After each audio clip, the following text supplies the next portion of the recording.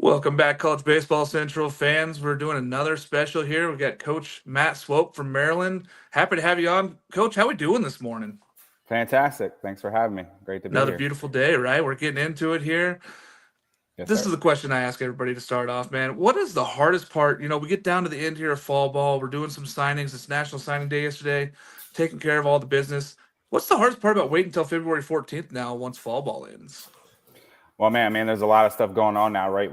Especially with all the changes, right? It seems like we've had, 10 years of changes in the past couple years, or maybe just this year alone. So, I think teams are trying to navigate that first of all, just getting through that and then getting through fall ball as well. We just finished this week. So, I think now you're trying to get them to compete and you're kind of building the engine and kind of understanding what you got with your team. And then now you're trying to collectively kind of end that fall going into Christmas saying, "Hey, we're trying to push towards being one unit. How are we going to collectively understand our identity to go compete for the spring?" So we spend a lot of time trying to teach that in the fall and try to understand the identity of our team. And I think right now we're just getting a nice little break for a few weeks and then recalibrate and sole focus on starting the season strong. Yeah, I mean it's going into this time, it's the holidays. These guys get a little bit of time off, and then you get right back into it right after that next season starts, and it's time to go once we hit January. So the big mental thing of getting through fall ball and having these guys. I know that we talked about some of those restrictions. Now we're looking at the possible roster restrictions down to 34, possibly starting in the fall of next year, doing that where they have to have those roster restrictions, and the scholarships up to 34. Now that's going to be based on each individual conference. What do you feel about that roster restriction being down to 34? I mean, it makes it a little tougher. Yeah, I think it's hard, just especially when it's so drastic like that, right? You go 40 to 34, six roster spots is a lot for one season to the next. It's a lot for coaches to navigate. And I feel like a lot of times coaches probably feel like they got to go back on their word, and it doesn't seem great. It doesn't feel great personally for me. But that's what the NCAA is kind of handled down. And I think they're giving more freedom to the institutions and the conferences to kind of allocate that money where they see fit, right? Where in the Big Ten, we got wrestling, we got hockey, we have volleyball, right? And then SEC and other conferences, they have other priorities as well. So I think it definitely makes it challenging, but it's always been one of those things in college sports or pro sports has been adapt or die, and you got to be willing to change, and you got to be able to handle that kind of landscape. So after the initial kind of talks where you're trying to navigate through how those changes are gonna happen, I think everybody just has trying to get as creative as possible to maximize the roster. Yeah, and the look of like two-way players, you start looking at more of those guys. You're like, hey man, if I only got 34 spots, I gotta be really creative about how I go about this and who I put on this roster. You got to be sure about the guys you're picking up too, because now you got that limited roster space. That's what it is. So Yeah. I mean, it's definitely. I mean, for us, it's every program views it different. Some like the 40, right? Because you have a certain amount of guys you can develop, and then some guys actually like the lower roster and don't like teams that bring in 45 or 50 in the fall. So I'm sure you get a lot of opinions on both sides, but you just got to be strategic in how you do it, and you got to hit on more of the guys that you're actually getting. absolutely. Let's talk a little bit about the Big Ten here. We're expanding now. You got four more teams: Oregon, Washington, USC, UCLA. A lot of baseball pedigree there. Oregon also a hot team currently, back-to-back times in the Super Regionals. How do you feel about the Big Ten baseball being expanded and bringing in some really big talented teams? I love it. I mean, anything that can up the profile, I think ever since COVID, the Big Ten's kind of struggled through that kind of muddy waters when we went conference only and all that stuff. And, you can have opinions at times as how it affects seeding or how many teams we got in or the perception of the conference and all that. So anytime that we can up the profile of it, you're talking about, four really prestigious names adding to a conference and a commissioner who came from MLB and kind of built an MLB network in itself. So, super excited. The landscape's vast. I mean, the conferences, we've talked about this stuff for years. The conferences don't look the same. So anybody that's still trying to hold on to that traditional, what it maybe looked like when I grew up in the ACC isn't really a thing anyway. So yeah, I'm just super excited. It's kind of weird to say that UCLA is our first home conference series in week 4. So the Bruins are going to come to College Park in week 4 of college baseball. I don't know if you said that 10 years ago, anybody would actually have believed you. So, but excited. I think there's some really good coaches. Obviously, Mark with with Oregon's, been in a conference before, and we've been out to UCLA to regional, and we played Washington in a tournament last year. So there's some familiarity with some of the coaches, and it's a small circle, but definitely ups the profile of the entire conference, which we're excited about. Absolutely, and like you said, got to get used to that whole. The conferences are different, folks. These are all different things now. We got whole nationwide baseball. I think it's good for the game. I honestly do. I think that making this mix of conferences is going to be great for the game because you're getting mix of West Coast and East Coast and middle of the country. I really do think that it's good for Big Ten baseball. I think that it's going to really build what that program was about and build what this conference is about and really get some more teams and more eyes on them. Getting better looks into the tournament. That's the biggest thing, right? Playing better competition, getting better looks, and getting opportunities to move on. Yeah, I mean, we're changing the conference tournament. We're adding more teams. We're trying to. That's the goal, right? I think when you're having these conference meeting with coaches, is how can we get the most exposure and get the most teams in the NCAA tournament. Give yourself a chance to win. Yeah, you mentioned that opening series. You got UCLA at home there. What games or series are you most excited for this season? I know you also got the Ducks at home as well. Yeah, I mean, you're always, when you're trying to put the schedule together, we've always consistently over the years tried to build an RPI, and we're adding 2 conference series now, which I think helps you not having to travel so much or try to find these teams or pockets to build the RPI. You should have your conference build the RPI, which is traditionally what the better conferences have done, where they're not as stressed at the end of the year, right? So, and a lot of times as coaches, you're building the schedule 2 and 3 and 4 years out. So, you're trying in your heart to do the right thing for the good of the order, but sometimes it doesn't end up being like that when it comes to fruition. So I think, having the conference, 2 more conference series is really going to help us. But I think the one that probably sticks out is going down to Wake Forest for us. Obviously, I work with Coach Moose, for 5 years, and we're friends. And, a couple of people on their coaching staff are from Maryland or have DC ties from here. Tom Walter, I think, went to Georgetown. I think just overall, I think the guys will be excited about that. We have a couple Wake transfers too. So, I just think, they've done a really good job, over the last couple of years. And, we have a series at Western Carolina and a tournament early in Charleston too. So, but definitely that Wake going down there will be exciting for the guys and for us. And I think the conference kind of speaks for itself. I think when I look at our schedule for the conference, it's a little bit of a gauntlet. But that's how it should be, right? You talk to the ACC, you talk to the SEC. I think that pressure every weekend where you feel like there's kind of no weekends off is what makes it great, is what makes it good and what makes it competitive. And the type of kids that we're recruiting here and the type of kids we have on this team, we want them to feel that. We want the competition. We want that excitement.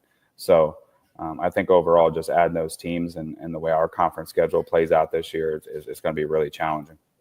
Yeah, and great games every weekend. When you look at that, you guys just released your schedule. It's great. I mean, there's really no weak opponents. You're going in there and you're playing some really good quality teams. That RPI building, like you're talking about, is so important in today's landscape and getting into the tournament.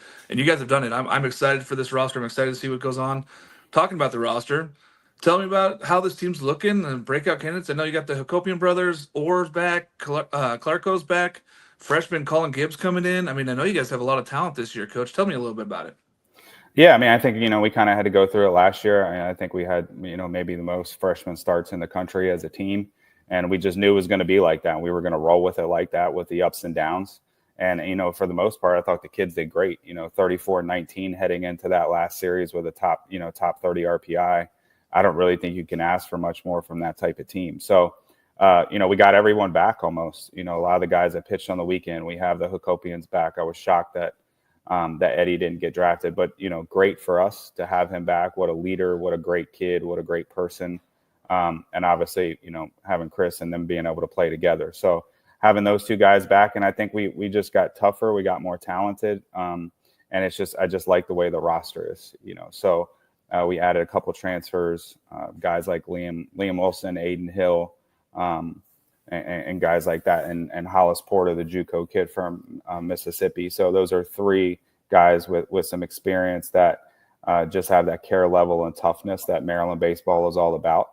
So I think when you add some of those transfers like that and the mix of the guys we got going back, we're definitely tougher, more physical, and I think too, guys that last year, the Lambroses or Keister or Calarco. There was a lot of maybe pressure on them when you're losing Matt Shaw's and Nick LaRusso's and Luke Schleiger's, maybe the best lineup we've ever had at the school. And the guys inherently feel a little bit of pressure to make sure they step up to kind of fill those shoes.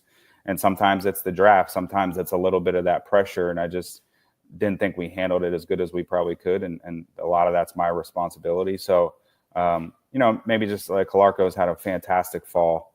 And Lambros has been great from a leading perspective as well. So I think just having those guys back and that toughness allows us to just look forward to this year and be strong. So from the pitching side, we McManus is back, and we got Kyle McCoy back, which I think is the biggest thing. Who had some experience starting as a freshman on the weekend, and that's very rarely, even in the portal, can you just say, hey, we just got a bona fide weekend guy back, let alone maybe a Friday guy. So I think having Kyle kind of infused in that with the talent with Joey McManus and guys that are back, Omar Melendez, guy transfer, Braden Ryan from Merrimack, and just guys like that. We're deeper, we're tougher, and we're going to need to be with I think the challenge of the schedule moving forward.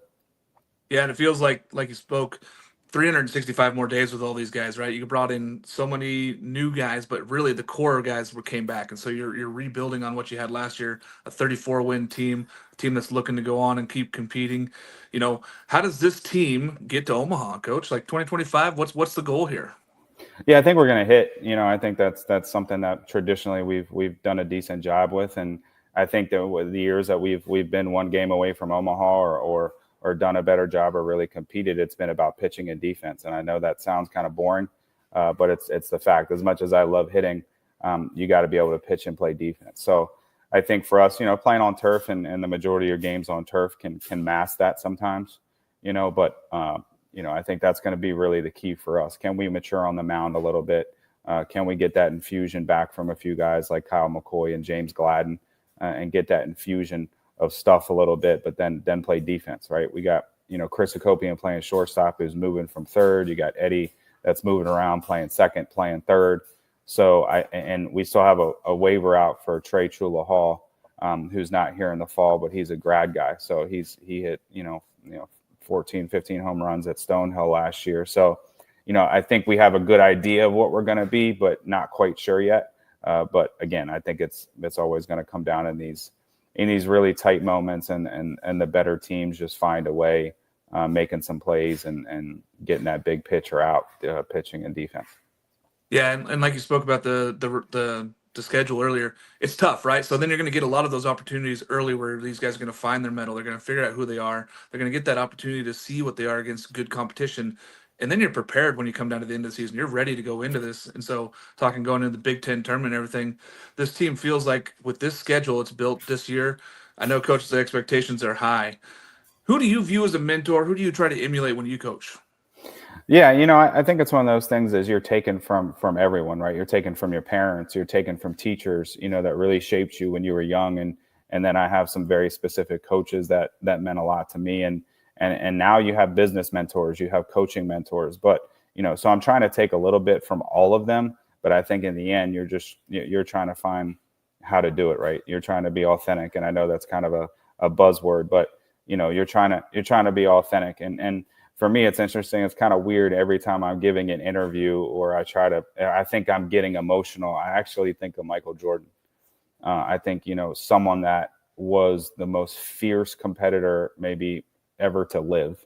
But in these moments, no matter good or bad, the control of emotion and humility and respect for the game and his opponents was something that still to this day has always stood out to me. So it's interesting that in these moments, a lot of times during games or stuff, the highs and the lows, I consistently think about how he handled himself and how it was always class. Yeah, fierce competitor, guy just really wanted to win, but he also did it without putting in people's faces and getting after him. I love that, Coach. All right. Anything else you want to add to say? Anybody that's maybe catching Maryland baseball, haven't really paid attention enough, and now we're getting ready for that baseball season. You want to add anything else in for these Maryland folks? No, I appreciate all you do for college baseball, and I think it's a great time for the sport. It's really growing. guys like you that are taking that extra time to put stuff out. So we appreciate you. I'll be down at ABCA if anybody's there. And, if you see somebody with a Maryland shirt, say hi. And I'll be speaking down there a little bit about our philosophy with motor preferences and stuff like that. So anybody that's ABCA, come say hi, and looking forward to the season. Yeah, absolutely, Coach. I know that I'm sending at least one guy down there. My guy Monty Taylor from the ACC, he's going to be down there. We're pretty excited about that one. So we're excited for the start of the season. Thanks again, Coach, for taking the time to come and see us. We'll see you again in the spring. I'm sure we'll chat more. Thank you. Appreciate it. Thanks, sir.